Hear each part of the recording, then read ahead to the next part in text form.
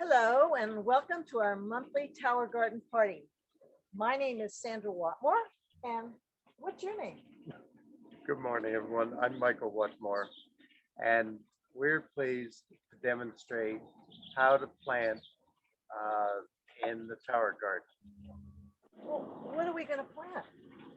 How about fresh fruits and veggies, produce that we know grow our own, and we know where it comes from, and it doesn't have insecticides and herbicides on Well, I have to give you another reason. it. Okay. It's easier, it's healthier, and it's smarter. And you know what? It's a lot more fun. Yes, that's true enough. So there's no weeding, there's no digging, and at some point, your grocery bill may even be less. Ah, there's an idea too. Yeah, absolutely. You know what? So I have another good reason for wanting to grow your own produce and why a tower garden is so valuable is you cannot imagine how good fresh produce tastes when it comes off of our tower gardens. It's completely different than the things that we buy in the store. Tomatoes taste like real tomatoes used to. Strawberries, same thing. So we're going to share some of that with you today, and we'll take you through some of the reasons that we use the tower garden. Does it use less water? Oh, 90% less water. Wow, especially now, it's a good idea to have that. Especially now, absolutely. So the other thing is, what I've learned is the more nutrients that you get from your produce, the healthier, the more your body absorbs it, and it becomes a healthier you. So there's so many advantages to having your own tower garden. So Michael, take it away. All right. So this morning, we're going to demonstrate how to plant in rock wool. And these rock wool cubes are the sections that come with your Juice Plus tower garden.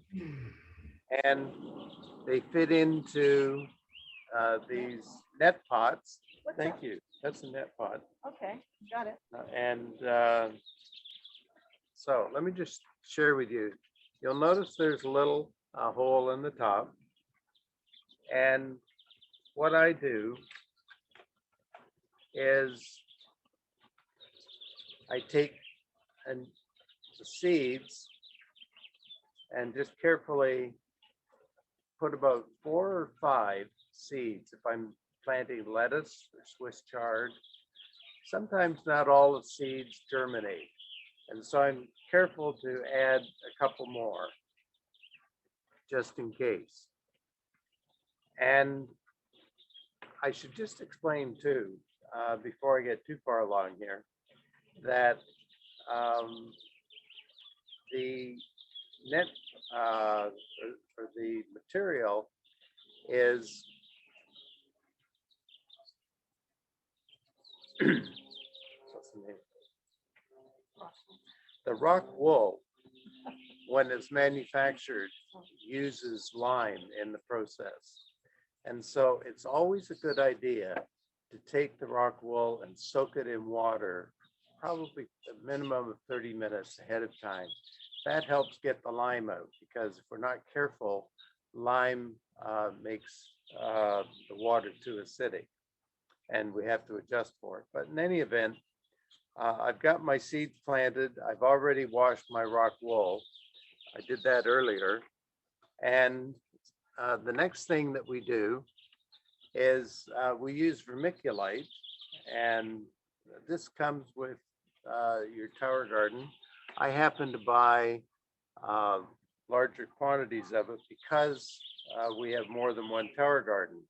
And I put the vermiculite on top of the seeds because I want those seeds to be protected, and also to make sure that they get enough moisture, constant moisture.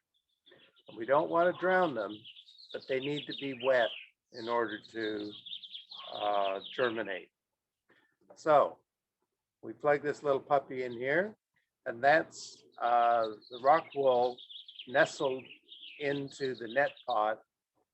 And the next thing I do is I put it in my planting tray. Now I have a larger one, and I'm in the process of getting some more lettuces started. And you'll notice I planted these last week, and I already have 2 seedlings in that net pot. And in about 2 or 3 more days, they'll be ready to put into the tower garden. And so back to the net pot that I just planted. We keep it moist, but don't soak it. And the beauty of the rock wool is it absorbs water and continues to nourish the seeds and get them sprouting. That's the most important thing. Now, the next, when these seedlings are ready to go, I take the net pot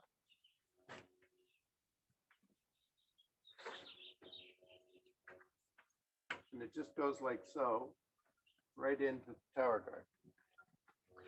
And that's how I start my tomatoes, how I started the eggplant that's growing here. And you'll notice that I have a tower of strawberries too. Strawberries are different than planting regular seeds, because I could plant strawberry seeds that would sprout like this, but what happens with a strawberry plant is it doesn't produce fruit until the 2nd year. And so because of that, in order to get strawberries that are producing fruit now, I buy the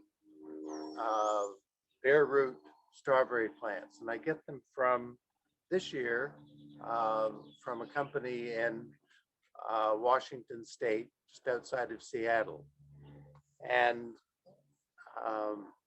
so what I do in that case is I take the rock wool, and after I've soaked it, I put the strawberry plant with the roots hanging down in between, sandwich it.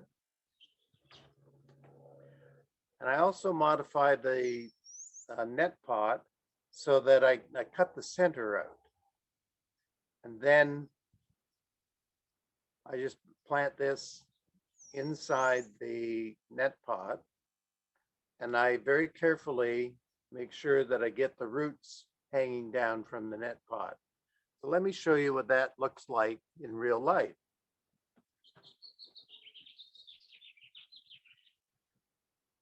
This is a strawberry plant, by the way.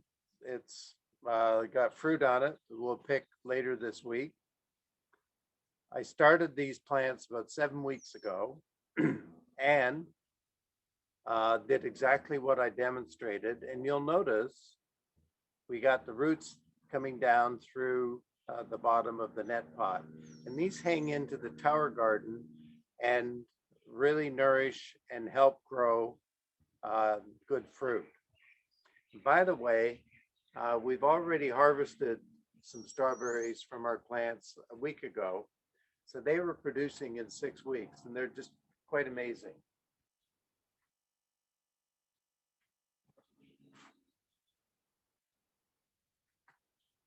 I want to make sure I get those roots back in there properly. The best time to plant is in the spring when the weather starts to warm. And your area is going to be different than ours, but we have a situation where I can plant tomatoes. And so by the end of May, you can see how healthy they're growing. And we have peppers. There's a pepper plant. You might see that. And I also have on one side of the strawberries, I have lots of lettuce coming along. And these are healthy plants that have been in the tower garden and functioning, growing for about 3 weeks. So from seed to the tower takes about 2 weeks. Okay. We get these cute little seedlings. And then once they're in the tower garden, they flourish. And my wife Sandy and I get fresh lettuces. It's just wonderful in our salads and sandwiches. Did we mention where we live?